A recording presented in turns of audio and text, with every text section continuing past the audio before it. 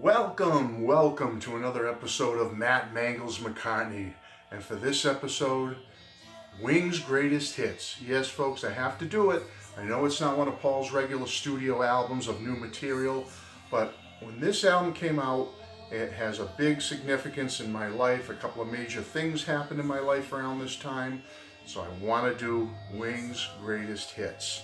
Now, where do we leave off in the Paul and Matt Street story? Okay. It was 1978, remember. London Town had come out, and it went to number 2 on the charts. With a little luck, number 1 on the charts. I was finishing up my junior year in high school, coming into the summer. It was a very exciting time. I was working my first job that I had gotten in late 77 at Burger King, the local Burger King. You know, hold a pickle, hold a lettuce, special orders won't upset us. All we ask is that you let us serve it your way, have it your way, have it your way, have it your way, a Burger King. Remember that? Well, as I go to show you 40 plus years later, I worked there and I still remember the jingle, okay? Anyway, okay, I'm being silly. But it was an exciting time working my first job that summer of 78. You know, turning 17 years old the summer of 78, finishing up junior year in high school, going into my senior year of high school. Exciting time. I remember that summer, it was like June of 78. I've Had Enough came out as the second single from London Town. I think it ended up going to like number 25 or something. It wasn't the biggest hit, like With a Little Luck was from London Town, but it did do number 25, and it was a significant song. I remember working at the Burger King and other kids singing that song, or like when we were doing opening or closing on certain days working, we could play the radio or our cassette players. We had those little cassette boom boxes back then, and you could play music and stuff, and all the local, current music of the time was being played by everybody.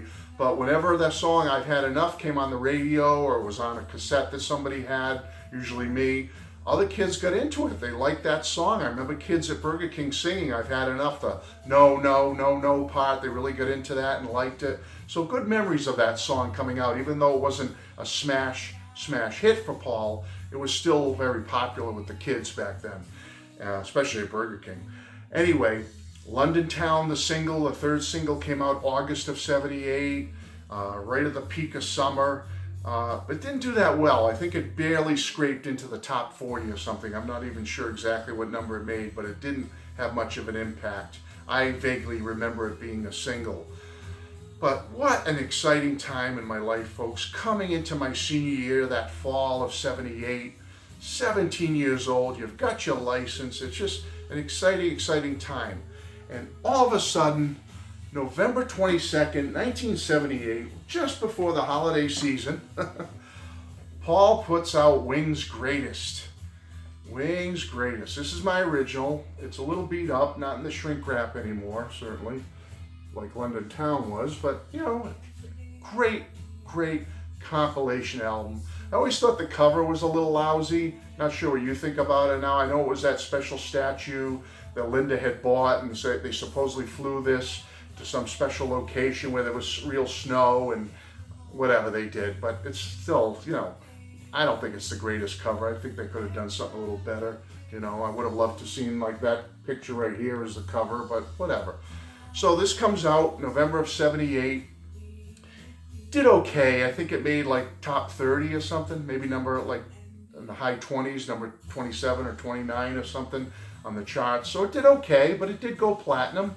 And I have to tell you, folks, it was an outstanding release, an outstanding track list, but I always felt it came up a little short. I remember when I got this, you know me, I'm a big fan of Listen to What the Man Said and all that. I was like, where's Listen to What the Man Said? Number 1 hit. Why isn't it on here? Okay? Maybe I'm Amazed, just a year and a half or so previous. Made top 10, the live version of Maybe I'm Amazed. Not on here. Okay? I get it. It's only a single album. You can only fit so much. But I'm sorry. In the case of Listen to What the Man Said, that song should have been on here somewhere. I mean, for the American market anyway, they could have taken off Mullet Kintyre, which had no real significance in America, and put Listen to What the Man Said there. That's just my opinion, but it would have made it a better album for me personally.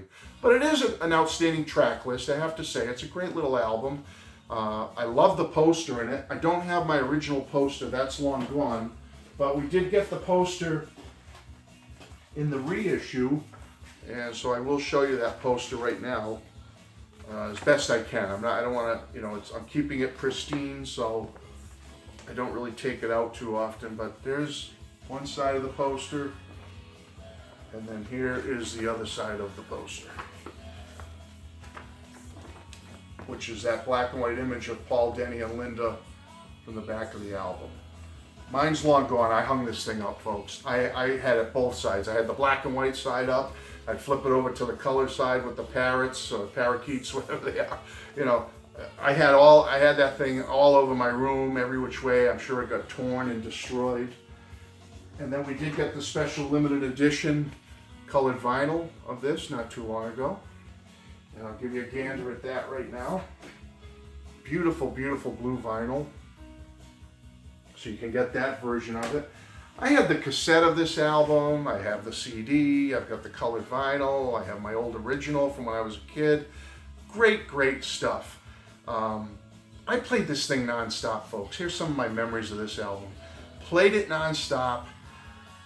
For some reason, this greatest hits and the Kinks' greatest hits. Around that time, late 78, fall of 78, I was really into the Kinks' greatest hits and this one. They were like my two go-to best of compilations, playing them all the time. But this one certainly got the lion's share of the play. A lot of my friends got this album and grabbed it. They may not have had a lot of other Paul McCartney albums up to that point, but a lot of people on the periphery of liking the Beatles and Paul, they definitely made sure they got this one because obviously they had a lot of the smash hits on it. So a lot of my friends had it, but the biggest memory I have of this album is meeting Mrs. Street. Whenever I think of this album, whenever I play this album, I think of meeting my wife, my bride-to-be, my future wife, whatever you want to call it. Because, I'll tell you the story, we both worked at the same Burger King back in 1978, folks. Yes, we did.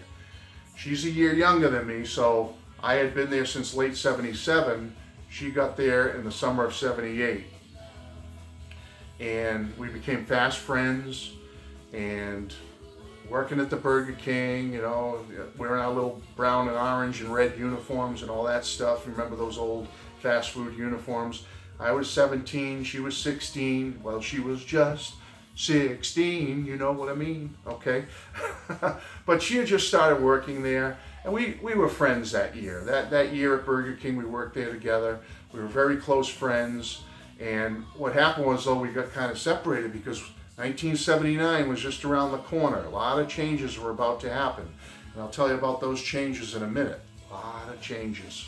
Once that year turned to 79, changes for Paul, changes for all of us. Because this would be his last album with EMI Capitol, end of the relationship, and then Paul was going to move on to new frontiers, new adventures, and you know what? So was I, and so was Mrs. Street. So we were friends at Burger King. Senior year of high school, her junior year of high school, but then changes were coming, folks. Big changes were coming around the corner. So anyway, that's what this album reminds me of, that period in my life of meeting my future wife and friends for the first time, and there'll be more to follow, more memories to come, so I hope you'll stick with it. But this is a fun album. I truly enjoy it. I do listen to it on occasion to this day, and it takes me right back to the fall of 78, coming into early 79.